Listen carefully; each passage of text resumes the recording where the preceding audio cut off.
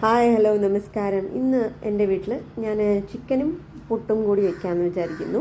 വറുത്തരച്ച ചിക്കൻ കറിയാണ്.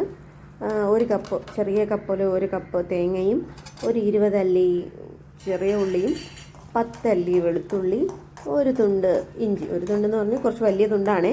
പിന്നെ നന്നായിട്ട് വറുത്തെടുക്കുന്നുണ്ട്. ഇതിൽ സോയ കുറച്ച് ഞാൻ ചൂടുവെള്ളത്തിൽ കോരാൻ വെച്ചിട്ടുണ്ട്.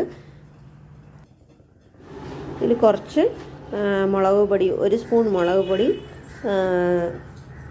2 സ്പൂൺ മല്ലിപ്പൊടി, ഗരം മസാല 1/2 ടീസ്പൂൺ, മഞ്ഞൾപ്പൊടി 1/2 ടീസ്പൂൺ ഇട്ട് നന്നായിട്ട് വറക്കുന്നുണ്ട്.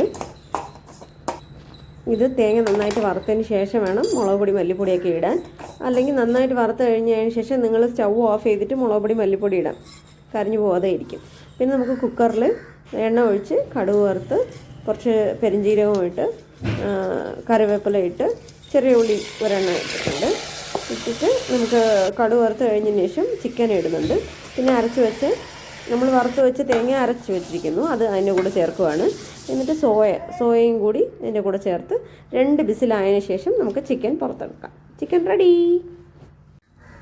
എൻ്റെ പുട്ടും റെഡിയായി. ഓക്കെ, ചിക്കൻ കറിയും പുട്ടും കൂടി ഞാൻ ടേസ്റ്റ് ചെയ്യാൻ പോണു. നിങ്ങളും ട്രൈ ചെയ്തിട്ട് എനിക്ക് ഫീഡ്ബാക്ക് അയയ്ക്കാം. Bye, thank you. പിന്നെ മറക്കല്ലേ ആരും എൻ്റെ യൂട്യൂബിൽ സബ്സ്ക്രൈബ് ചെയ്യണം, ബെൽ ബട്ടൺ ക്ലിക്ക് ചെയ്യണം. Bye, thank U.